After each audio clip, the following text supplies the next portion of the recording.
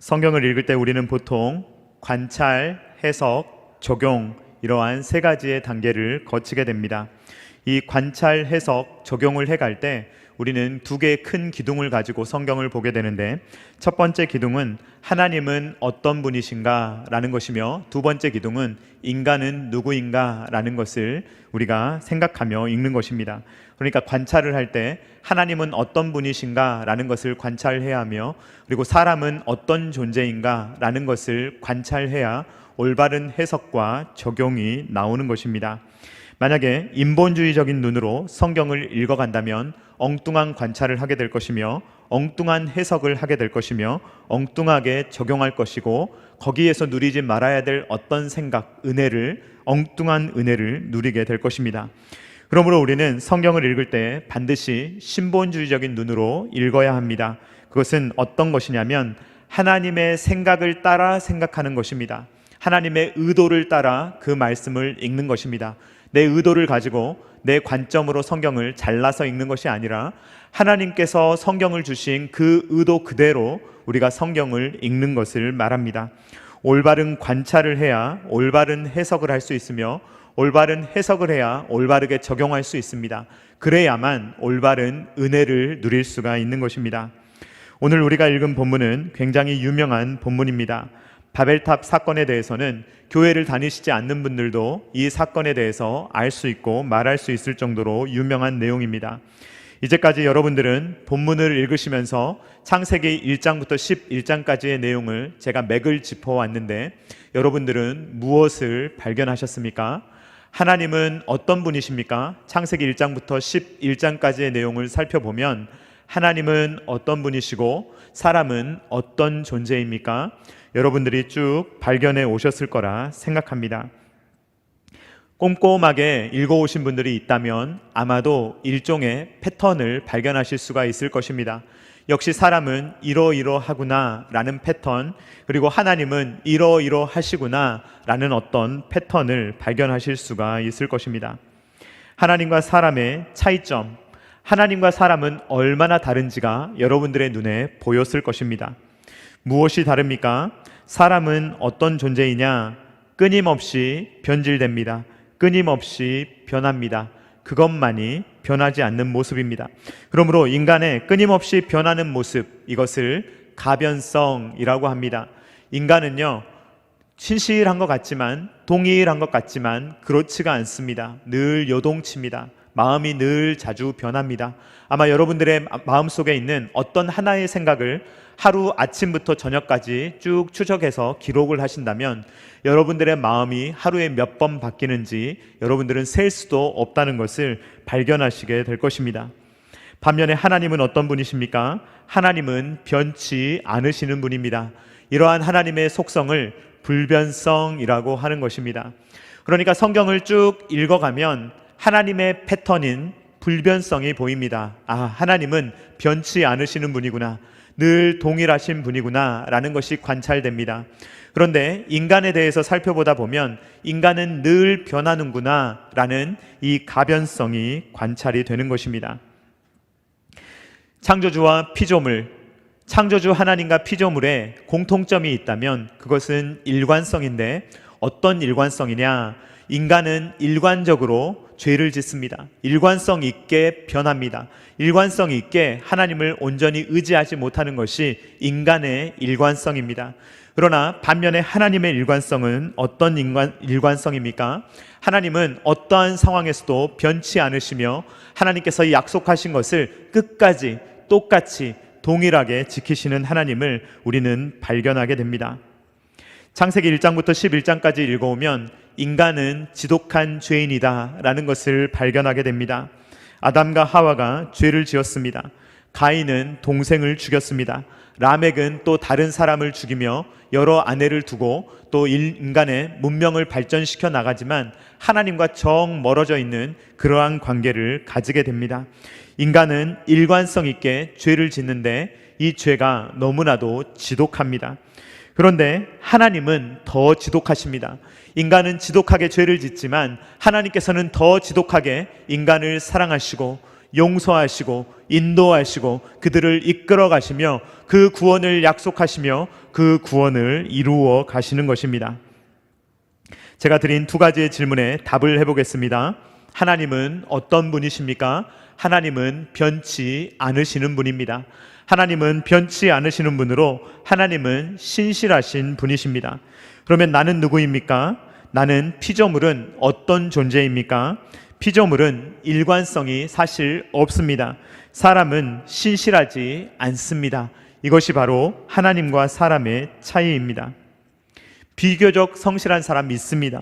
비교적 신실한 사람 있습니다. 그러나 늘 성실한 사람, 늘 신실한 사람은 없는 것입니다. 사람은 어제와 오늘 그리고 내일이 다릅니다. 이렇게 많은 요동을 치는, 많이 업다운이 심한 그러한 인생을 살아가는 것이 바로 인간입니다. 성경에 따르면 만물보다 거짓되고 심히 부패한 것, 그것이 바로 사람의 마음이다 라고 말합니다. 인정하고 싶지 않지만 이것이 우리의 현실입니다. 인간의 이런 요동치는 마음을 잘 표현하는 말이 있는데, 화장실 가기 전과 화장실을 다녀온 후의 마음이 같습니까? 다릅니까? 다르다는 것입니다. 우리는 이렇게 기도할 때가 많습니다. 하나님, 이 문제만 해결해 주세요.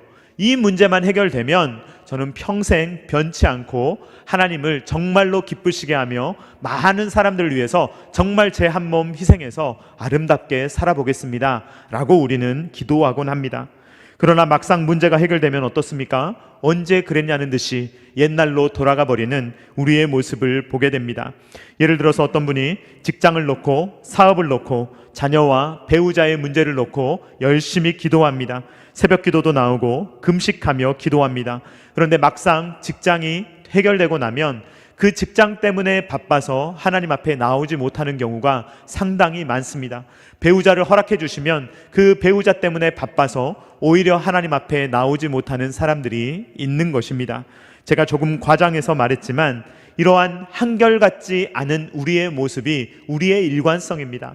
우리는 일관성 있게 일관성 없는 모습으로 살아가는 이러한 모순적인 모습, 우리가 가지고 있는 것입니다. 노아는 어떻습니까? 노아는 당대 의인이었다, 완전한 자였다 라고 평가됩니다. 하나님과 동행한 사람이다 라고 평가됩니다.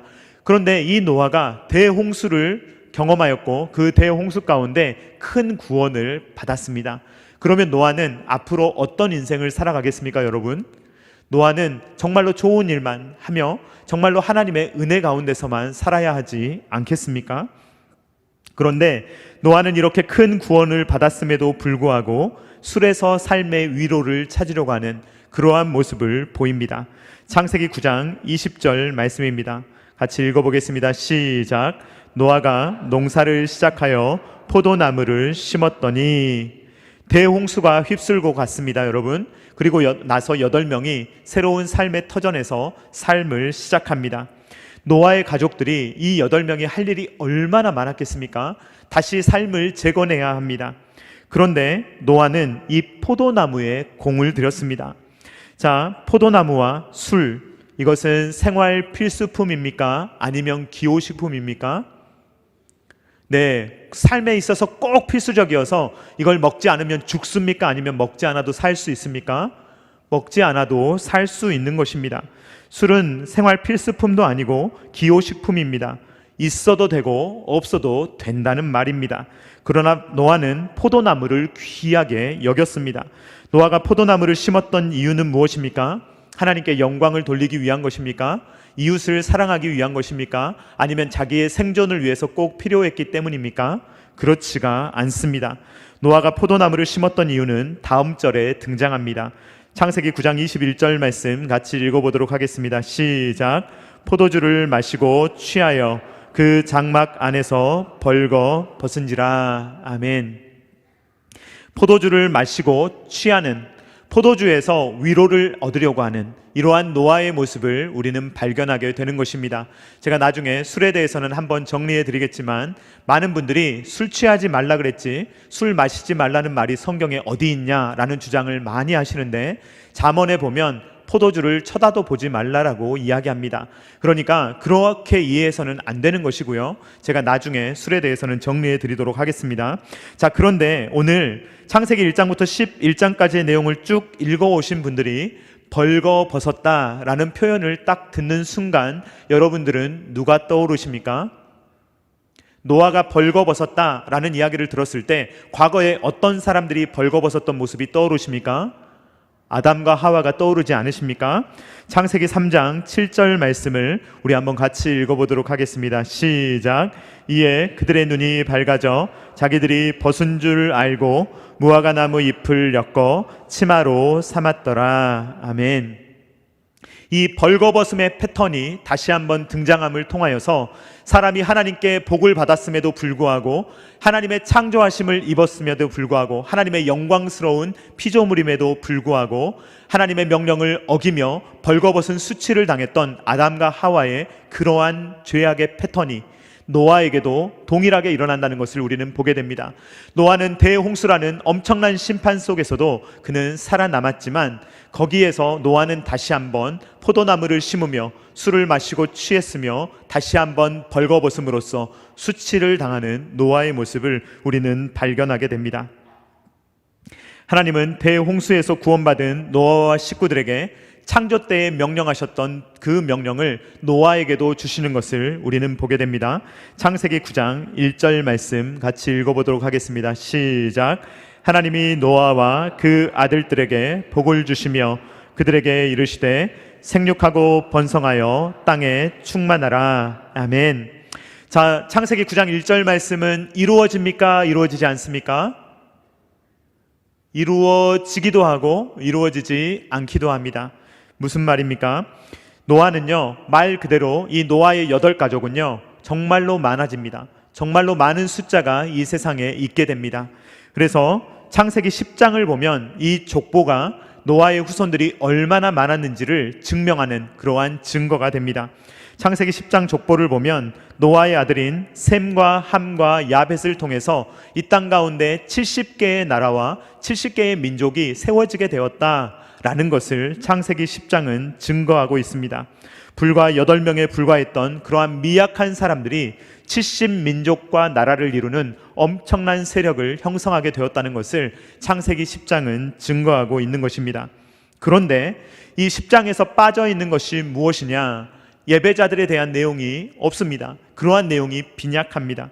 그러니까 태초의 하나님의 비전, 예배자들이 이 에덴 동산과 그 모든 나라를 채우는 그러한 하나님의 비전이 이루어지지 않았듯이 마찬가지로 이 노아에게 주신 비전이 이루어지지 않으며 이 땅에 많은 사람들이 생겨났지만 예배자들이 생육하고 번성하는 것이 아니라 다시금 뱀의 후손들이 활동하기 시작했다라는 것을 이 창세기 10장의 족보는 보여주고 있습니다.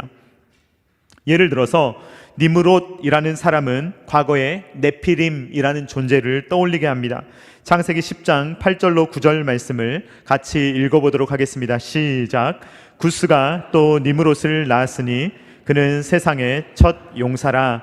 그가 여호와 앞에서 용감한 사냥꾼이 되었으므로 속담에 이르기를 아문은 여호와 앞에 니므롯같이 용감한 사냥꾼이로다 하더라. 아멘. 지금 창세기 10장은 예배자들에 대해서 침묵하고 있습니다. 예배자들이 많이 등장했다는 말을 하지 않고 있습니다. 그냥 숫자가 많이 늘어났다라는 걸 이야기합니다. 그런데 이들 중에는 옛 네피림처럼 힘의 논리, 그리고 다른 사람보다 월등한 체력, 힘, 그리고 세력을 가지고 있는 사람이 으뜸이 되었던 시대상을 보여주고 있습니다. 노아의 후손들은 언약의 하나님을 의지하며 살았을 것 같은데 다 죽어버리고 노아의 후손 8명만, 노아의 가족 8명만 남았기 때문에 정말 예배자들이 풍성하게 이 땅을 채워야 될 것 같은데 창세기 10장을 보면 그렇지가 않다는 것이죠. 정말로 노아의 그 8명의 가족에서 뱀의 후손들이 활동하는 것이 계속해서 등장하게 되며 타락한 인간의 패턴이 계속해서 일관성 있게 드러나는 것을 창세기 10장이 보여주며 11장은 그것을 더욱더 구체적으로 보여주고 있는 것입니다.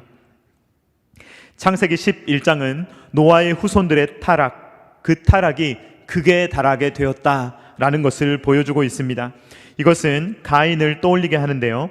창세기 11장 4절 말씀을 우리가 읽어보도록 하겠습니다. 시작. 또 말하되 자 성읍과 탑을 건설하여 그 탑 꼭대기를 하늘에 닿게 하여 우리 이름을 내고 온 지면에 흩어짐을 면하자 하였더니, 가인이 가장 먼저 만든 것이 무엇입니까? 성입니다. 창세기 4장 17절 말씀 같이 읽어보겠습니다. 창세기 4장 17절 말씀 시작. 가인과 동침함에 그가 임신하여 에녹을 낳은지라. 가인이 성을 쌓고 그의 아들의 이름으로 성을 이름하여 에녹이라 하니라. 아멘. 가인은 형제 살인자였습니다. 그는 쫓아오는 자가 없어도 늘 쫓기는 마음으로 도망자의 삶을 살았습니다. 다른 사람만 보면 저 사람은 나를 죽이겠구나 라는 공포를 느끼며 평생을 살았습니다. 그렇기 때문에 자기를 보호할 수 있는 딱딱한 껍데기를 만들어야 합니다. 남이 넘어올 수 없는 높은 담을 만들어야 합니다. 그것이 바로 성의 시작입니다. 그런데 인류는 이 성을 만들 뿐만 아니라 이것을 더욱더 단단하게, 더욱더 높게 만들어가는 탑의 문화를 만들어가기 시작했던 것입니다. 마천루라는 말이 있습니다. 한자어로 해석하면 하늘을 문지르는 다락이라는 뜻입니다. 마천루가 있다라는 말은 이 건물이 너무 높기 때문에 하늘을 닿을 수 있다, 하늘을 만질 수 있다라는 말입니다. 영어로 마천루를 번역하면 스카이 스크래퍼라는 말인데, 이 말도 똑같은 뜻입니다. 스카이, 하늘을, 스크래퍼, 만질 수 있는, 긁을 수 있는 그러한 건물이다 라는 뜻입니다. 그래서 우리가 고층 건물을 보면 어떤 때는 이 고층 건물이 하늘을 찌르고 있는 듯한, 하늘을 닿고 있는 듯한 그러한 착각을 우리에게 일으키게 할 때가 있습니다. 우리나라에서 고층 빌딩의 대명사는 63층 63빌딩입니다. 63빌딩은 1986년도에 지어졌는데, 이 빌딩을 보면서 사람들은 한강의 기적이라고 외치며 우리나라가 얼마나 잘 살게 되었는가, 우리나라가 얼마나 산업화가 되었는가, 우리나라가 얼마나 발전했는가 가슴 뿌듯하게 여기며 우리에 대해서 이렇게 기뻐하는 이러한 건물이, 상징적인 건물이 되었습니다. 2023년 현재 우리나라에서 가장 높은 빌딩은 롯데타워입니다. 몇 층인지 혹시 아십니까? 저도 몇 층인지 모르지만 찾아봤습니다. 123층입니다. 1, 2, 3으로 외우실 필요는 없지만 1, 2, 3으로 123층입니다. 높이가 555m입니다. 세계에서 5번째로 높은 빌딩이라고 합니다. 저는 길을 정말로 잘 못 찾는데요. 이 서울에 있을 때 롯데빌딩 덕을 많이 봤습니다. 어디선가 봐도 잘 보이거든요. 그래서 이렇게 높은 빌딩이 우리나라에 있습니다. 세계에서 가장 높은 빌딩은 두바이에 있는데 부르즈 할리파라는 건물로 163층까지 있습니다. 무려 828m라고 합니다. 인간은요, 계속해서 한계를 극복하며 어떻게 하면 더 높이 쌓을 수 있을까, 어떻게 하면 더 거대한 것을 지을 수 있을까라는 것이 바로 인간의 문명을 요약하는 말이라고 할 수가 있습니다. 사람은 왜 이렇게 높은 탑을 건설합니까, 여러분? 높은 탑이 생활에 있어서 필수입니까, 필수가 아닙니까? 높은 탑이 없으면 우리가 못 삽니까? 우리의 생존에 위협을 받습니까? 그렇지 않죠. 우리의 생존에 있어서 꼭 필요한 생활 필수품이 아닙니다. 그런데 인간은요, 더 높은 탑을 무리해서 지으려고 합니다. 누군가가 163층을 지었다면 나는 180층을 짓고 싶은 것이 사람의 마음입니다. 성을 만드는 것이 문제가 아닙니다. 탑을 쌓는 것이 문제가 아닙니다. 왜 성을 만들었냐가 문제이며 왜 탑을 쌓느냐, 그 이유가 문제인 것입니다. 우리나라에 고인돌이 있는데요, 이 고인돌은요, 쌓으려면 굉장히 위험하고 힘이 많이 드는 일입니다. 고창과 화순 그리고 강화에 고인돌 유적지가 있다고 하는데요, 여러분들, 고인돌은 무슨 용도일까요? 고인돌이 생활 필수품입니까? 고인돌이 있으면 우리 배가 부릅니까? 고인돌이 우리에게 먹여줍니까? 재워줍니까? 그런 거 아니죠. 고인돌을 왜 지을까요? 학자들이 설명하기로는 이 고인돌을 쌓기 위해서는 엄청난 힘과 능력이 든다고 합니다. 그러니까 이 고인돌을 쌓을 수 있는 인력이 있어야 되겠죠. 그리고 그러한 재료가 있어야 되겠죠. 그리고 그것을 동원해서 쓸데없는 일을 할 수 있는 노동력, 재력이 있어야 되는 것입니다. 그러니까 이러한 고인돌이라는 거대한 돌을 쌓으려면 쓸데없는 힘을 발휘할 수 있는 어떤 거대한 세력이 있어야 하는 것입니다. 흙을 엄청나게 쌓고 도저히 사람들이 옮길 수 없는 거대한 돌을 움직이고 그것을 세워놓고 그 위에 돌을 쌓을 수 있는 기술력까지 가지고 있어야 이 고인돌을 세울 수 있는 것입니다. 학자들은 이 고인돌을 세웠던 이유가 과시라고 합니다. 이것을 과시하여서 나는 이 정도 무게의 고인돌, 이 정도 크기의 고인돌을 세울 수 있는 그러한 부족이야, 우리를 건드릴 수가 없어 라는 것으로 다른 사람들을 위협하는 도구로 사용했다고 합니다. 그러니까 어떤 부족이 다른 부족을 침략하러 갑니다. 공격하러 가는데 마을 초입에 고인돌을 보니까 우리 부족이 세울 수 없는 고인돌이 서 있는 거예요. 아, 여기는 이 전쟁에 나와서 우리를 이길 사람이 많겠구나, 여기 건드리면 안 되겠구나 라는 생각을 하게끔 하는 것이 고인돌의 역할이었다고 합니다. 오늘날 고인돌과 형태는 조금 다르지만 비슷하지 않습니까? 우리 기업이 더 높은 건물을 지어야 돼, 저 기업보다는 우리 기업이 더 뛰어나다는 것을 건물로 보여줘야 돼 하면서 더 큰 사옥, 더 높은 빌딩을 세우는 것이 오늘날 기업들이 하는 것과 고인돌과 솔직히 무엇이 다릅니까, 여러분? 바로 그것이 인간이 가지고 있는 높아지려는 어떤 속성, 우리가 이름을 내고 싶어하는 어떤 마음이 인간의 마음 가운데 깊숙이 자리하고 있다는 것입니다. 바벨탑을 쌓았던 사람들은 어떤 사람들이냐? 사실 탑을 쌓기에 굉장히 열악한 그러한 환경에 처해 있던 사람들이 그 사람들입니다. 오늘 이 사람들이 어디에 살았는지 살펴보겠습니다. 창세기 11장 2절 말씀을 같이 읽어보도록 하겠습니다. 시작. 이에 그들이 동방으로 옮기다가 신할 평지를 만나 거기 거류하며. 아멘. 신할 평지입니다. 평지이기 때문에 높은 것이 별로 없는 지역입니다. 평평한 지역입니다. 그런데 이 평지에는요, 돌이 별로 없습니다. 자, 우리나라에도 돌이 많죠. 그리고 이집트 같은 데 가면 돌이 정말 많습니다. 그러니까 피라미드를 뭘로 지었습니까? 돌로 만드는 것이죠. 그런데 이 신할 평지에는요, 돌이 별로 없습니다. 그러니까 이 사람들이 돌을 가지고 탑을 쌓을 수가 없는 거예요. 그런데 탑은 쌓고 싶은 거예요. 그러니까 이 사람들이 방법을 고안해냅니다. 어떤 방법을 고안하느냐? 이들이 일상을 쭉 관찰해 보니까 자기들이 자주 다니는 길이 있는데 사람들이 많이 다니는 길은요, 딱딱한 거예요. 왜냐하면 햇빛을 많이 받기 때문에 이 진흙이 점점 굳어져서 딱딱하게 되는 현상을 관찰한 것입니다. 그것을 관찰하니까 진흙을 딱딱하게 만들 수 있겠는데, 벽돌을 만들 수 있겠는데 라는 것을 발견합니다. 아, 딱딱한 벽돌을 만들 수 있다면 이것으로 탑도 쌓을 수 있겠는데, 이것으로 뭔가 높은 것을 만들 수 있겠는데 라는 생각을 하게 된 것입니다. 창세기 11장 3절 말씀을 우리 한번 같이 읽어보도록 하겠습니다. 시작. 서로 말하되 자, 벽돌을 만들어 견고히 굽자 하고, 이에 벽돌로 돌을 대신하여 역청으로 진흙을 대신하고. 이가 없으면 잇몸으로 한다는 말이 있습니다. 탑을 건설할 돌이 없으니까 돌을 만들어내는 인류의 모습을 발견하게 됩니다. 또 이 진흙으로 쌓는 것은요, 장점이 하나 있습니다. 돌에 보면 돌에 무엇인가 새기는 거 쉽습니까? 어렵습니까, 여러분? 어려운 일이죠. 그런데 무등산에 가도요, 막 돌에 자기 이름 새겨놓은 사람들이 있더라고요. 엄청난 힘을 들여서 새기는 거예요. 사람들은 이름을 내고 싶어하는 욕구가 있습니다. 자, 그런데 벽돌에 이름 새기는 게 쉬울까요, 어려울까요? 얼마나 쉽겠습니까? 돌에 새기는 건 어렵지만 벽돌에는요, 이렇게 새겨놓고 구우면 되잖아요. 그러니까 이 벽돌에 이름을 내기는 너무나 좋은 것이에요. 그러니까 이 벽돌로서 자기들의 이름을 내려고 하는, 자기들의 이름을 실제로 써서 그 이름들을 과시하는 이러한 일들을 했다는 것입니다.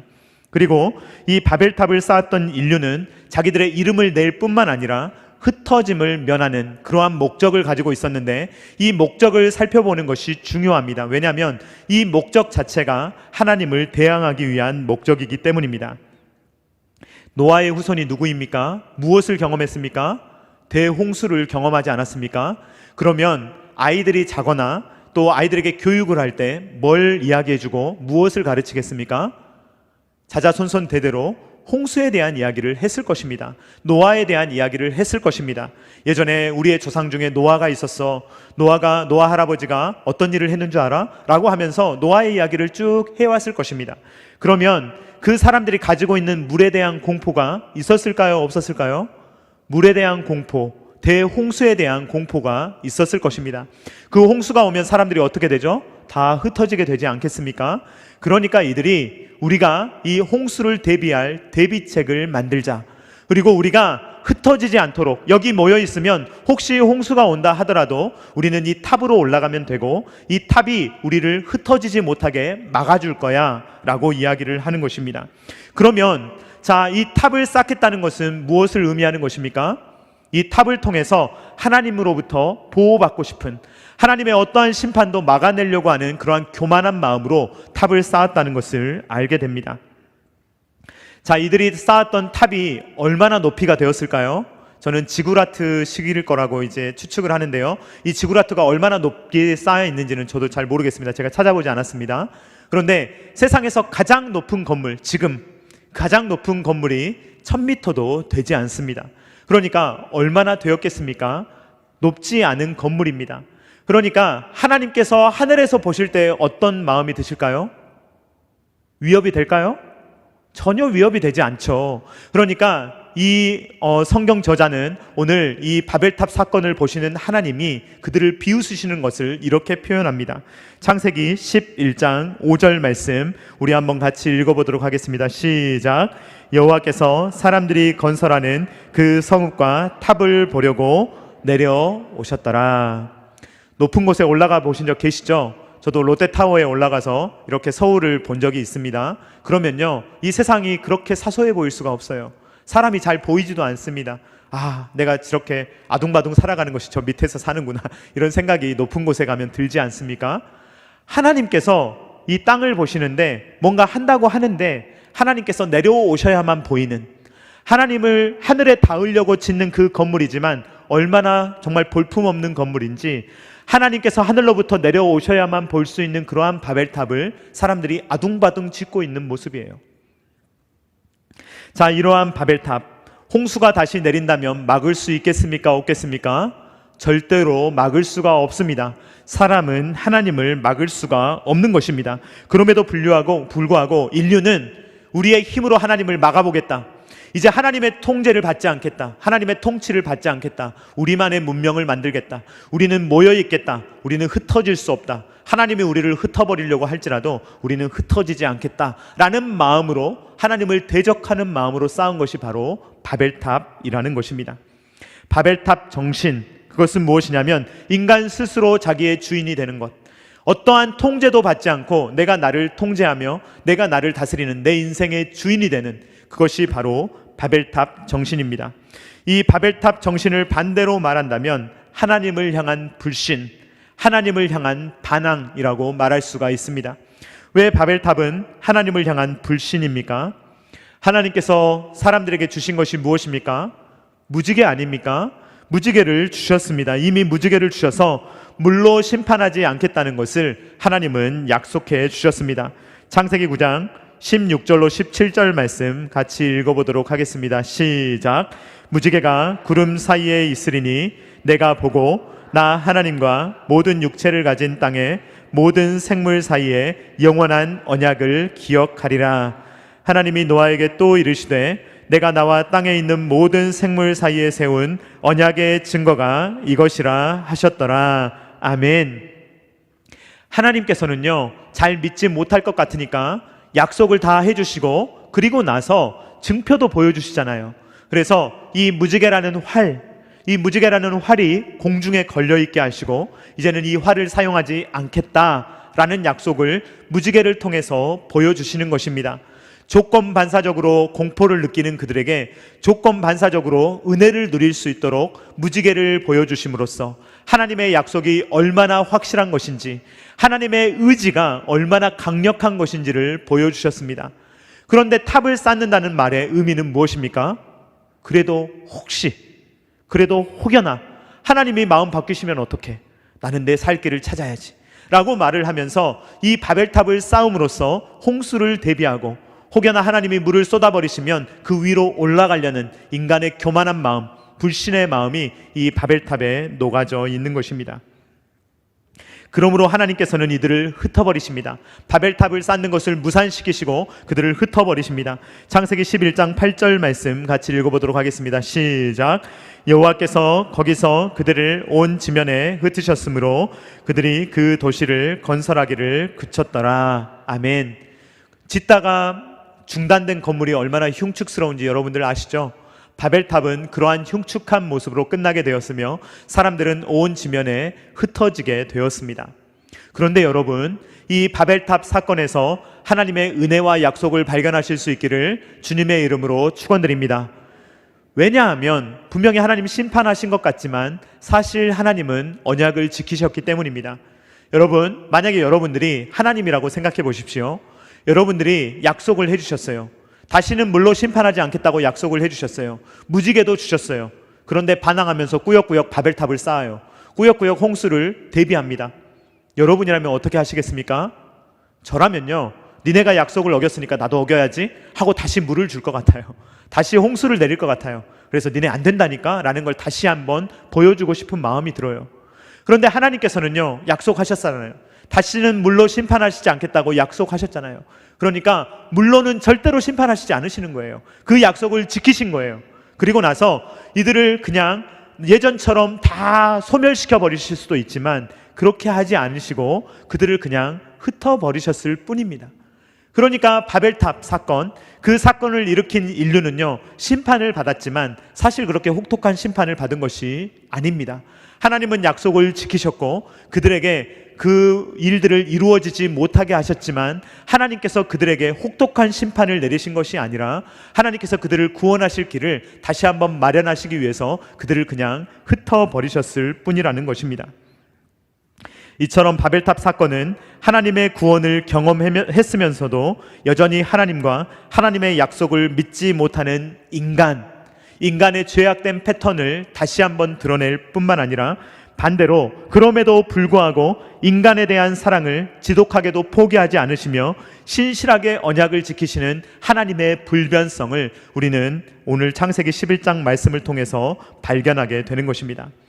사랑하는 성도님들, 우리는 노아와 노아의 후손과 같은 자들입니다. 큰 구원을 받았으면서도 여전히 하나님을 신뢰하지 못하는 것이 우리의 마음입니다. 잘 믿는 것 같다가도 정말 조금만 틀어지면 다시 하나님 앞에서 삐지는 마음을 갖고 하나님을 불신하며 하나님 앞에서 여러 가지 연약함을 보이는 것이 우리의 마음입니다. 올바른 일에 힘을 쏟기보다는 바벨탑을 쌓는 일에 온 힘을 들이며 살아가는 것이 우리의 삶입니다.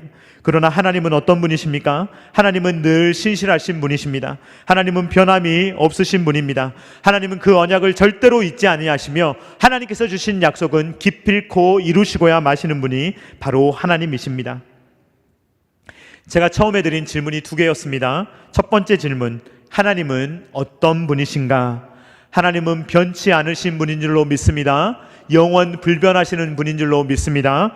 자, 두 번째, 나는 누구인가? 피조물은 누구인가? 사람은 늘 변합니다. 사람은 신실하지 않습니다. 여러분 동의하십니까? 여기가 동의가 안 되시면 하나님을 잘 못 믿어요. 왜냐하면 내가 신실하니까, 내가 믿을만 하니까. 그런 사람은 절대 하나님 안 믿습니다. 내가 연약하니까. 자, 이 두 가지를 발견했다면 이제 세 번째 질문을 할 수 있는 거예요. 첫 번째 하나님, 두 번째 인간에 대한 관찰이 확실하다면 그제서야 세 번째 질문을 할 수 있는 거예요. 그러므로 나는 어떻게 살아야 하는가가 나오는 거예요. 자, 하나님은 변치 않으십니다. 사람은 변합니다. 그렇다면 누구를 의지하며 살아야 하겠습니까? 이것이 바로 상식적인 거예요. 하나님을 의지하며 살아가는 것이야말로 가장 이성적으로 판단할 때 올바른 일이며 사람이 성경을 통해 읽었을 때 올바로 읽었다면 내릴 수밖에 없는 결론인 것입니다. 우리는 늘 변하니까 우리를 믿으면 안 됩니다. 사람을 믿어서는 안 되는 거예요. 사람을 의지해서는 안 되는 것입니다. 사람은 사랑하는 존재지 믿음의 대상이 아닌 것입니다. 그러나 하나님을 믿어야 합니다. 하나님은 변치 않으시는 분입니다. 그 하나님을 우리는 정말로 신실하신 그 하나님을 우리가 붙들어야 하는 것입니다. 변치 않는 하나님, 언약을 지키시는 하나님, 그 영원하신 하나님, 영원토록 변치 않으시는 그 언약의 하나님만을 붙들며 살아갈 수 있는 저와 사랑하는 성도님들 다 되실 수 있기를 주님의 이름으로 축원드립니다. 축원드립니다. 다 같이 찬양하도록 하겠습니다. 오 신실하신 주, 하나님 한 번도 나를 실망시키신 적 없으시고 언제나 공평과 은혜로 나를 지키셨네. 내 너를 떠나지도 않으리라, 내 너를 버리지도 않으리라 약속하시는 그 음성을 찬양하며 들을 수 있기를 바랍니다.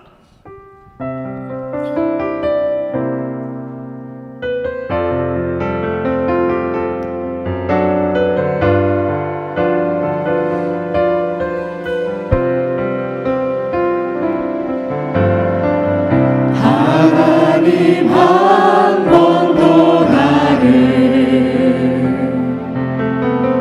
실망시킨 적 없으시고 언제나 공평과 은혜로 나를 지키셨네. 지나온 모든 세월들, 지나온 모든 세월들 돌아보아도 그 어느 것 하나 주의 손길 안 미친 것 전혀 없네. 오 신실하신 주, 오 신실하신 주, 오 신실하신 주, 내 너를 떠나지도 않으리라, 내 너를 버리지도 않으리라 약속하셨던 주님, 그 약속을 지키사 이후로도 영원토록 나를 지키시리라 확신하네. 한 번 더 찬양합니다. 오 신실하신 주, 오 신실하신 주, 오 신실하신 주, 내 너를 떠나지도 않으리라, 내 너를 버리지도 않으리라 약속하셨던 주님, 그 약속을 지키사 이후로도 영원토록 나를 지키시리라 확신하네. 오늘 주신 말씀을 기억하며 이 시간에 주여 한번 외치고 기도하겠습니다. 주여, 아버지 우리 가운데 하나님이 어떤 분이신지 알려주시니 감사합니다. 내 사람이 어떤 분인지 알게 하시니 감사합니다. 오 신실하신 주, 내 너를 떠나지도 않으리라, 내 너를 버리지도 않으리라 약속하셨던 주님, 그 약속을 지키사 이후로도 영원토록 나를 지키시리라 확신하네. 사랑하는 하나님 아버지 감사를 드립니다. 우리가 성경을 통해서 하나님이 어떤 분이신지 관찰하게 하시고 인간이 어떤 존재인지를 알 수 있도록 인도하여 주시니 감사를 드립니다. 주님, 성경을 읽으면 읽을수록 또 내 자신을 보면 볼수록 인간이 얼마나 악한지, 인간이 얼마나 신실하지 않은지, 인간이 얼마나 주님 믿지 못할 존재인지를 깨닫게 됩니다. 우리는 마음을 먹었지만 그 마음 먹은 것을 쉽게 놓아버리고 주님 쉽게 포기해버릴 때가 너무나도 많습니다. 주님, 우리의 마음 먹음으로는, 우리의 능력으로는, 우리의 힘으로는 도저히 구원받을 수 없는 존재임을 주님 앞에 다시금 고백합니다. 그러나 주님, 주님을 보게 하시니 감사합니다. 주님은 어제나 오늘이나 내일이나 영원토록 변함없음을 보게 하시니 감사를 드립니다.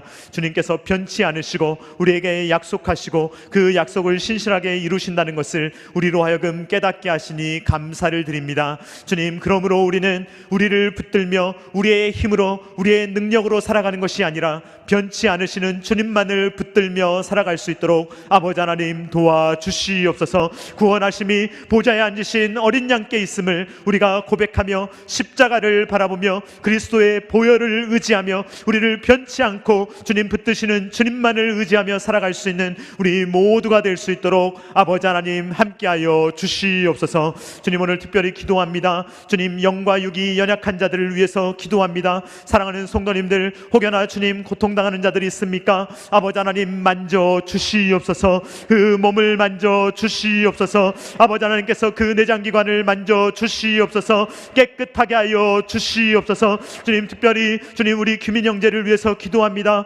오늘 정말 급하게 주님 병원에 가게 되었습니다. 아버지 하나님 뇌에 문제가 있습니다. 아버지 하나님 그 머리를 만져 주시옵소서. 구토가 떠나게 하여 주시옵소서. 어지러움증이 사라지게 하여 주시옵소서. 그 아들을 만지셔서 주님으로 말미암아 깨끗함을 얻는 것을 온 교회가 경험할 수 있도록 아버지 하나님 함께하여 주시기를 간절히 바라고 원합니다. 아버지 하나님 또한 아버지 여러 직장의 문제, 아버지 재물의 문제, 아버지 하나님 여러 아버지 배우자의 문제, 아버지 자녀의 문제를 가지고 있는 사랑하는 성도님들을 주님의 손 앞에 올려드려오니 아버지 하나님 찾아가 주시고 만져주시고 주님께서 함께하여 주셔서 주님의 도우심을 받을 수 있는 사랑하는 모든 성도님들 될 수 있도록 아버지 하나님 함께하여 주시옵소서. 이제는 우리 구주 예수 그리스도의 십자가의 무한하신 은혜와 독생자 아들을 아낌없이 내어주신 성부 하나님의 사랑하심과 성령 하나님의 감동 감화 역사 교통하심이 늘 변하는 우리의 마음을 부여잡고 살아가는 것이 아니라 늘 변치 않으시는 신실하신 하나님만을 붙들며 살아가기를 원하는 사랑하는 모든 주의 자녀들의 머리 위에와 각 가정과 주님께서 피로 값주고 사신 첨단 계라시교회 위에와 조국과 세계 열방 가운데 영원토록 함께 있기를 간절히 축원하옵나이다. 아멘.